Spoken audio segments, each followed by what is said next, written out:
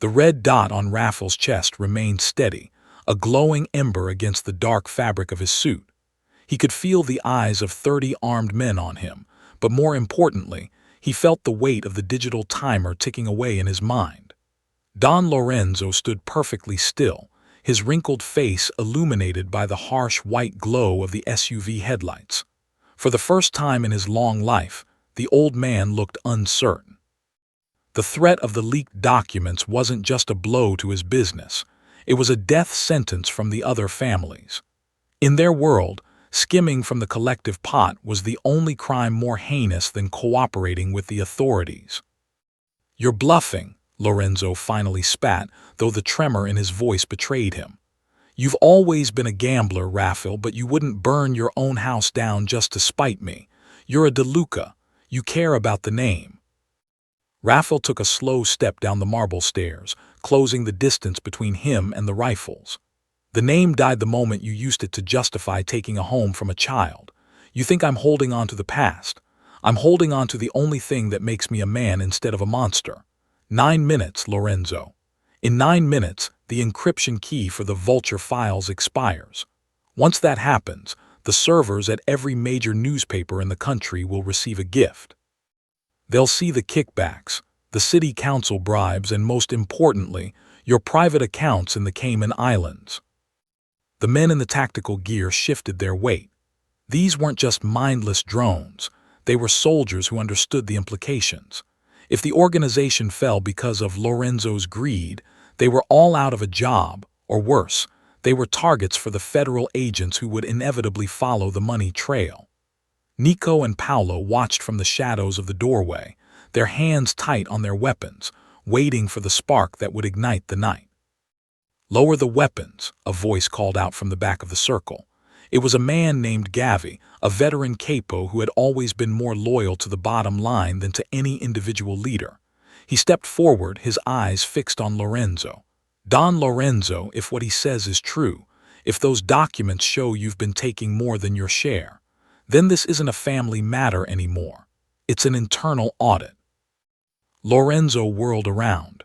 "You're listening to this boy. He's protecting a nobody, a Vanzetti. Have you forgotten what they did to us?" "I haven't forgotten anything," Gavi replied coldly. "But I also haven't forgotten that Raffle has never lied to us. If he says he's going to burn it all, he's going to burn it all. And I'm not going to jail because you wanted to play real estate mogul with a 5-year-old's bedroom." The tension was suffocating. Raffle could see the moment the power shifted. It wasn't about morality for these men. It was about survival. But he had used their own selfishness to create a shield for Mila.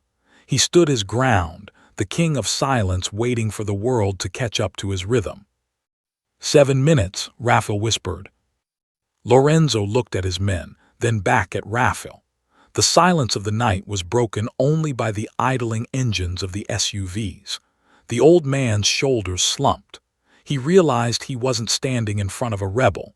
He was standing in front of a man who had already accepted his own end. And a man who has nothing to lose is the most terrifying thing in the world. The rifles lowered, one by one. The metallic click of safeties being engaged was the most beautiful sound Raffle had ever heard. The immediate threat of a massacre had passed, but the air remained thick with the stench of betrayal. Lorenzo was escorted to one of the SUVs, not as a leader, but as a prisoner of his own greed. Gavi walked up the steps, stopping a few feet away from Raffle. "You've won the night," Gavi said, his voice a low rasp. "But you've destroyed the foundation. The council won't forgive this. Even if you stop those documents from going out, you've shown everyone that you're willing to use our secrets against us. You can't be the boss anymore, Raffle. A leader who threatens to burn the kingdom isn't a leader. He's a threat." Raffle nodded slowly. He had known this was the price. He had traded his throne for the safety of a girl he barely knew. "I didn't do this to keep the crown, Gavi. I did it because the crown was starting to feel like a noose. Take them. Take the papers, the accounts, and the territory. But the Vanzetti estate stays untouched. You give me your word on the blood of your own children that Mila and her family are off limits forever." Gavi looked into the house, seeing the small, blonde girl watching from the shadows of the hallway. He sighed, a sound of weary resignation. She's just a kid. None of this should have reached her anyway. You have my word, but you have to leave, tonight. If you're still in this city by sunrise, the council will have no choice but to make an example of you. Not for the money, but for the breach of trust. I'll be gone, Raphael said. He turned and walked back into the house, the heavy doors closing behind him. The adrenaline that had sustained him began to fade, replaced by a hollow ache in his chest. He had lived his entire life in these streets, built his identity on the fear he commanded. Now he was a man without a country. Nico and Paolo were waiting for him in the foyer. They had heard the exchange. "We're going with you," Nico said firmly. "No," Raphael replied. "You have families here. You have lives. Gavi will keep you on because you're good at what you do. If you come with me, you're fugitives. Stay. Build something better than what we had under Lorenzo." "Boss," Paolo started, but Raphael held up a hand. "I'm not your boss anymore," he said. "I'm just a man who's late for a very important conversation." He walked toward Mila, who was sitting on the bottom step of the staircase. She looked small and fragile in the vast, empty hall. He knelt down in front of her, ignoring the protest of his tired muscles. He reached into his pocket and pulled out the silver pen he had used to cross out the contract. He placed it in her hand. "This is a magic pen, Mila," he said softly. "It means that no one can ever take your home away again.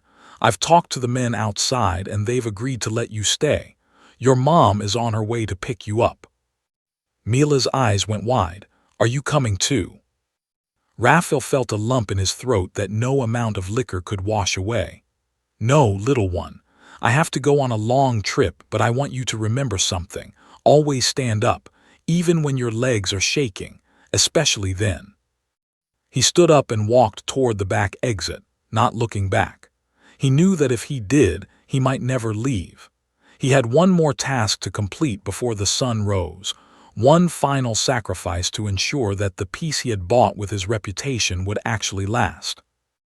Raphael drove himself. It was a strange sensation, being behind the wheel without a security detail, without the armor of his position. He headed toward the old industrial district, a place of rusted iron and broken dreams. This was where the vulture files were physically stored, on a private server in a warehouse that officially didn't exist. He needed to destroy the evidence, not to protect himself, but to protect the city from the chaos that would erupt if the truth came out. If he leaked the files, the government would move in, the power vacuum would be filled by even more violent gangs, and the streets would run red with the blood of the innocent. He had used the threat of the files to save Mila, but now he had to ensure that the weapon could never be used again. The warehouse was cold and smelled of ozone. Raphael walked to the back, where a single rack of servers hummed in the darkness. He pulled out a small incendiary device, the kind his cleaners used to erase crime scenes. "Going to burn it all, just like you promised." The voice came from the shadows. Raphael didn't reach for his gun. He knew that voice. It was Silas, the retired underboss he had tried to call earlier. The old man stepped into the light, a shotgun cradled in his arms. "I thought you were dead, Silas," Raphael said, his voice steady.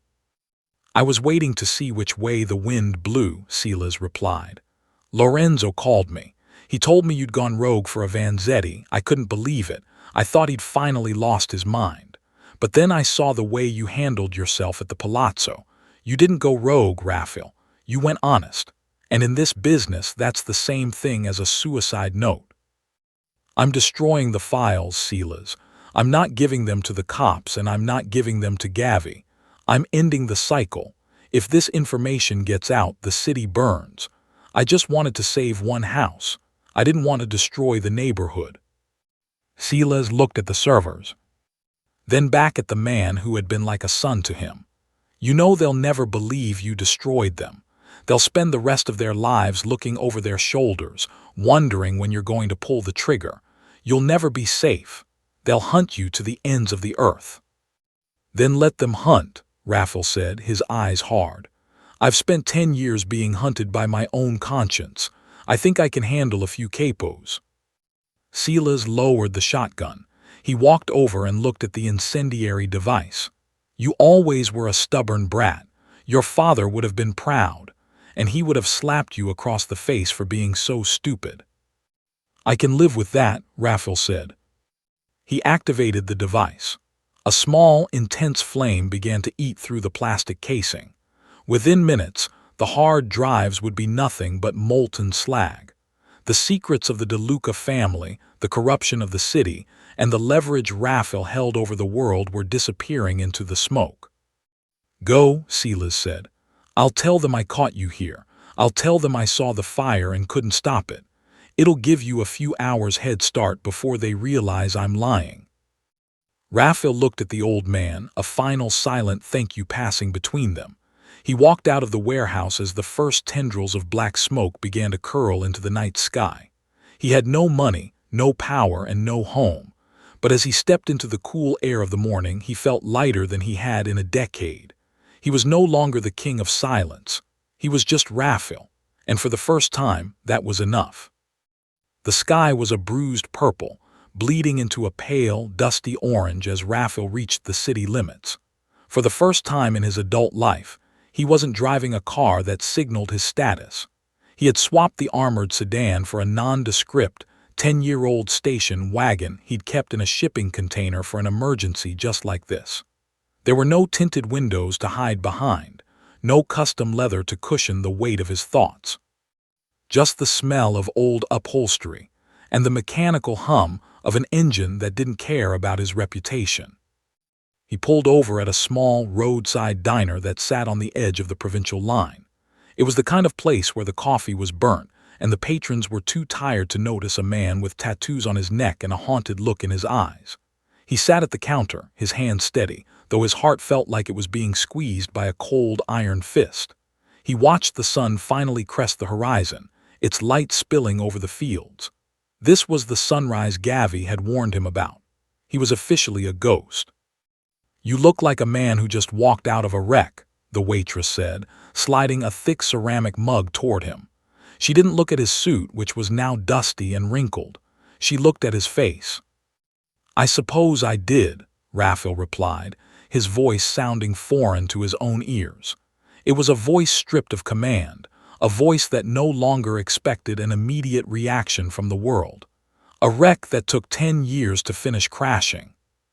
He reached into his pocket and realized he still had a roll of high-denomination bills. He looked at the money, the paper representation of the lives he'd managed and the deals he'd brokered. It felt heavy, like lead in his pocket. He laid a $100 bill on the counter for a $3 coffee. "Keep the change," he said. "Honey, I can't take this," she said, pushing it back. "You look like you need it more than I do. Use it for gas. Wherever you're going, it looks like a long way." Raffle stared at the bill. In his old life, money was a weapon. It was how you bought loyalty, how you settled debts, and how you kept the world at bay. Here, in the quiet light of a Monday morning, it was just paper. The waitress wasn't impressed by his wealth. She was worried about his soul. It was a staggering realization. The power he had spent a decade building was a cage that prevented him from seeing the simple humanity of people who didn't fear him. He tucked the money away and stood up. He walked out to the parking lot and looked back toward the city. Somewhere in that sprawling maze of stone and steel, Mila was waking up in her own bed. Her mother would be there, the house would be quiet, and the bad men would be a fading memory. He had traded his empire for that quiet morning. He had traded his crown for a child's right to sleep without fear. He got back into the car and turned the key. He didn't have a destination yet, only a direction, south, away from the cold boardrooms and the glass tables, away from the shadows. As the engine sputtered to life, he felt a strange, terrifying sense of freedom. He was no longer the king of silence. He was a man with a tank of gas and a clean conscience, and for the first time the road ahead didn't look like a threat. It looked like an invitation. 300 miles south, in a coastal village where the salt air was thick enough to taste, Raffle found a small room above a bait shop. He told the owner his name was Rafe. He didn't use his last name. He didn't need to. In this world, a man was judged by how he handled a fishing net and whether he paid his rent on time. He spent his days on the docks, his expensive pinstriped suits replaced by heavy wool sweaters and oil-stained trousers. His hands, once used for signing death warrants, were now calloused from hauling lines and repairing engines. But the past is a persistent ghost. 6 weeks into his new life, Raphael was sitting on a wooden pier, watching the tide come in when a black car, far too clean for the village, rolled to a stop at the end of the dock. His heart skipped a beat, the old instinct screaming at him to reach for a weapon he no longer carried. He stood up slowly, wiping the grease from his hands on a rag. He watched as a man stepped out of the vehicle. It wasn't an assassin. It was Nico Ferrante. Nico looked out of place in the salt and spray, his suit jacket flapping in the wind. He walked toward Raphael with a hesitant step, his eyes scanning the modest surroundings. When he finally reached the end of the pier, he stood in silence for a long moment, looking at the man who had once ruled the city. "You look different, boss," Nico said, his voice barely audible over the crashing of the waves. "I told you not to call me that, Nico," Raphael replied, his tone calm but firm. "What are you doing here? How did you find me?" "Silas told me. He said if I ever needed to find a man who had found his soul, I should look for the one who stopped talking to the shadows," Nico said, leaning against a piling. "The city is different now. Gavi is holding things together, but it's not the same. The council is fractured. Lorenzo is in a private medical facility, which is a polite way of saying he's under house arrest by his own capos. They're still looking for the files, Raphael. They don't believe you destroyed them." "They'll spend their whole lives looking for a ghost," Raphael said, looking out at the horizon. "Let them. It keeps them busy. It keeps them from looking for new victims." Nico reached into his inner pocket and pulled out a small, crumpled envelope. "I didn't come here to bring you back, or to ask for help. I came because I promised a little girl I'd deliver this. She wouldn't stop pestering Paolo until he tracked me down." Raphael took the envelope. His name was written on the front in uneven, colorful crayon. He opened it and found a drawing, a crude but unmistakable picture of a tall man in a hat holding the hand of a little girl in a pink dress. At the bottom, in shaky letters, it said, "Thank you for standing up." Raphael felt a warmth spread through him that had nothing to do with the sun. He folded the paper carefully and tucked it into his sweater, right over his heart. "How is she?" he asked. "She's good," Nico smiled. "The house is theirs. Her mother started a small nursery in the garden. They're safe, Raphael, truly safe. The Vanzetti name means something again, and it's not debt." Nico turned to go, but stopped. "One more thing. There are whispers. People are starting to tell the story. About the boss who stood up for a child and walked away from a billion-dollar empire. You're becoming a legend, Rafe. Not for the fear you caused, but for the choice you made. You might have lost your crown, but you gained a legacy." After Nico left, the village returned to its quiet rhythm, but Raphael was no longer just a man hiding from his past. He realized that while he had walked away from the violence and the corruption, he couldn't walk away from the responsibility of who he was. He had a debt to the world, not a debt of money, but a debt of protection. He began to use the remains of his private reserves, not for himself, but for the village. He quietly funded the repair of the local school. He ensured the elderly fishermen had medical care they could afford. He did it all through anonymous donations, never letting his name be whispered in the halls of power. He was building a new kind of kingdom, one based on the quiet sacrifice he had learned from a 5-year-old girl. He realized that true power wasn't the ability to command an army. It was the ability to change the trajectory of a single life. One evening, a young man from the docks approached him.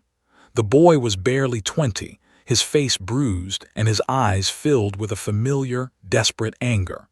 He had been bullied by a local debt collector, a small-time thug who thought he could use the same tactics Raphael had once sanctioned on a global scale. "Rafe," the boy said, his voice trembling, They say you're a man who knows how to handle things. They say you aren't afraid of anyone. Can you help me? They're going to take my boat. If I lose the boat, I lose everything." Raphael looked at the boy and saw a reflection of the man he used to be, the man who would have solved the problem with a fist or a bullet. But he also saw Mila. He saw the child who had run to him with nothing but a prayer and a hope. He stood up from his chair, his tall frame casting a long shadow across the pier. "I won't fight them for you," Raphael said, his voice carrying the old authority but tempered with a new wisdom. "But I will walk with you to their office. We will sit down and we will look at the contract. We will look at the numbers, and I will show them exactly why they are going to stop bothering you." "But they have guns," the boy whispered. "Guns are for people who have run out of arguments," Raphael replied, adjusting his worn wool cap. "I've spent a lifetime learning that the loudest person in the room is usually the one with the most to lose. We're going to use the truth. It's a lot heavier than lead." As they walked through the village toward the town square, the people stopped to watch. They saw the quiet man from the bait shop walking with the boy who was in trouble. They didn't see a mafia boss. They saw a neighbor. They saw a protector. Raphael felt the weight of the silver pen in his pocket, the one he had taken back from Mila for a moment before he left, promising to use it for good. He realized then that his story hadn't ended in the city. It had just begun. The King of Silence had finally found something worth speaking for. He had traded a throne of blood for a life of service, and as he reached the debt collector's door, he didn't feel the need to hide his tattoos or his past. He owned it all. He was Raphael De Luca, and he was finally standing up. The office of the local debt collector, a man named Vanny, was a cramped, cigarette-stained room that smelled of desperation and cheap air freshener. Vanny was a small-time shark who modeled himself after the legends he'd heard about in the city, men like the old Raphael De Luca. He sat behind a scarred desk, his feet up, flanked by two local toughs who looked more bored than dangerous. When the door opened and the young fisherman, Leo, walked in followed by a tall, silent man in a dark wool sweater, Vanny didn't even bother to look up. "Back so soon, Leo," Vanny sneered, tapping an ash into a glass tray. "Unless you have the full payment plus the inconvenience fee, you're wasting my air. The boat is already listed for auction. It's a clean contract. Business is business." Raphael stepped forward. He didn't shout. He didn't pull a weapon. He simply stood in the center of the room, his presence expanding until the small office felt like a cage. The two toughs shifted uncomfortably, sensing a vibration of authority they couldn't name. Vanny finally looked up, his eyes narrowing as they landed on the tattoos peeking out from Raphael's collar. "Who's the grandfather?" Vanny asked, though his voice lacked conviction. "I'm the man who's going to explain the law of the sea to you," Raphael said, his voice a low, rhythmic hum. "Leo's debt was for 3,000. You've added 4,000 in fees that don't exist in any legal registry. You're using a predatory interest structure that was outlawed in this province 3 years ago. If you take that boat, you aren't conducting business. You're committing grand larceny." Vanny laughed, but it was a dry, nervous sound. "And who are you? A lawyer? You look like you just got off a trawler. I have friends in the city, friend. People who handle problems like you." Raphael leaned over the desk, his face inches from Vanny. The shadows in his eyes were deeper than anything the small-time crook had ever seen. "Your friends in the city are currently busy eating each other. I know exactly who you answer to, Vanny. And I know that if I make a single phone call, they will drop you into the harbor just to keep the peace. But I'm not going to do that. I'm going to give you a choice." He pulled the silver pen from his pocket and laid it on the desk. "You sign a release for Leo's boat. You accept the original principal of 3,000 which I have in this envelope. In exchange, I forget your name. I forget this office exists. And I don't tell the people in the city that you're using their reputation to run a nickel-and-dime scam on honest fishermen." Vanny looked at the pen, then at the envelope, then at the man standing over him. He saw the scars on Raphael's knuckles and the absolute, terrifying calm in his gaze. He realized he wasn't looking at a fisherman. He was looking at a man who had walked through hell and decided he didn't like the temperature. Without a word, Vanny grabbed the pen and signed the release. "Get out," Vanny whispered, his face pale. Raphael took the paper and handed it to Leo, who was staring in disbelief. As they walked out into the sunlight, the young man started to thank him, but Raphael just shook his head. "Don't thank me, Leo. Just keep the boat. And if you see someone else being cornered by a shark, remember that the shark is only big because the water is shallow. Stand up." A year had passed since Raphael DeLuca had vanished from the headlines and the ledgers of the underworld. In the city, the name DeLuca had become a campfire story, a tale of the man who chose a child over a throne. Some said he was dead. Others said he was running a private army in South America. But in a quiet, sun-drenched suburb, the truth was much more beautiful. Raphael stood across the street from the Vanzetti house, leaning against a stone wall. He was dressed in a simple, well-tailored navy suit, his fedora tilted to shade his eyes. He didn't want to be seen. He just wanted to witness the world he had bought with his exile.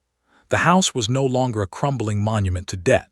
The garden was a riot of color, roses, lavender, and sunflowers reaching for the light.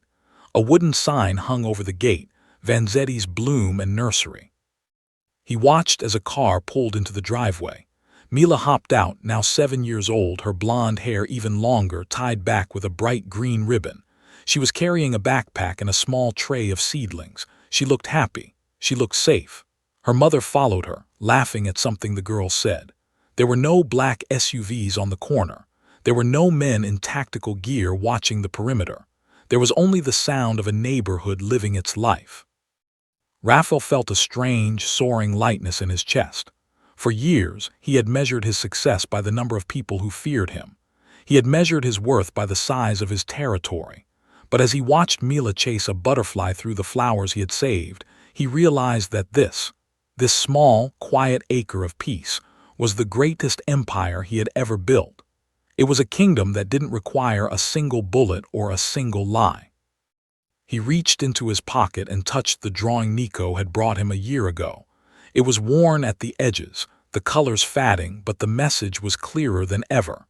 He had stood up, and in doing so, he had allowed a whole world to stand up with him. He had broken the cycle of violence that had claimed his father and his grandfather. He was the end of a dark line, and the beginning of something he couldn't yet name. He turned to walk away, his heart full. But as he reached the corner, he heard a small voice call out, "Sir, did you want to buy some flowers?" He froze. He turned slowly and saw Mila standing by the gate, looking at him with curious, bright eyes. She didn't recognize him, not really. He was just a tall man in a nice hat. But there was a flicker of something in her gaze, a distant memory of a man who had dropped his glass and stood up when she was crying. Raphael smiled, a genuine, warm expression that reached his eyes. "Not today, little one. I was just passing through. Your garden is very beautiful. You must have a very strong person looking after it." Mila beamed, a gap-toothed grin that lit up the street. "My mama says a friend made sure we could keep it. A very important man." "I think he was just a man who finally learned what was important," Raphael said softly. He tipped his hat to her and walked down the street, disappearing into the midday crowd. He didn't look back. He didn't need to. The debt was paid. The silence was finally a choice, not a weapon. And as he walked, he knew that while the world might remember the Mafia boss, the garden would always remember the man. Raphael sat on the balcony of a small villa overlooking the Mediterranean. The air was cool, smelling of salt and ancient stone. Before him on the table was a single sheet of paper, the final legal document that officially transferred the last of his hidden assets into a blind trust for the education of children in the city's poorest districts. It was the final act of the King of Silence. Once he signed this, there would be nothing left of the DeLuca fortune. There would be no more leverage, no more shadows to hide in, and no more blood money. He picked up the silver pen. He thought about his father, a man who had died with his hands on a steering wheel and a bullet in his heart. He thought about Lorenzo, rotting in a gilded cage of his own making. And he thought about Mila, whose life was now a story of flowers instead of fear. He signed his name for the last time, Rafael de Luca. He set the pen down and leaned back, watching the sun dip toward the horizon. The water turned to liquid gold, the waves whispering against the cliffs below. He felt a profound sense of completion. He had been a predator, a prince, and a ghost. Now he was simply a man watching the sunset. His phone buzzed on the table. It was a text from an unknown number. He hesitated, then opened it. It was a photograph. A simple picture of a small, hand-painted sign in front of a school library, the stand-up center for youth. There was no name attached, no credit given to the donor, but he knew it was Gavi's way of saying that the message had been received. The city was changing. Slowly, painfully, the old ways were being replaced by a new code, one where honor meant more than power. Raphael stood up and walked to the edge of the balcony. He took the silver pen, the tool he had used to sign both death warrants and deeds of mercy, and held it out over the water. For a moment, it caught the dying light, gleaming like a star. Then he let it go. He watched it fall, a tiny silver flash against the blue, until it vanished into the depths. It was gone. The contracts, the debts, the secrets. They were all at the bottom of the sea. He was free. The stars began to emerge, one by one, mirroring the lights of the village below. Raphael breathed in the night air, deep and slow. He wasn't afraid of the dark anymore. He had found his own light in the most unlikely of places, in the tears of a child and the courage to lose everything. He went inside and closed the door, the click of the latch final and firm. The story of the Italian Mafia boss and the little girl was over. But as the world slept, the seeds he had planted were already beginning to grow, a silent forest of hope in a city that had forgotten how to dream. He closed his eyes and slept the sleep of the just, a man who had finally, truly stood up.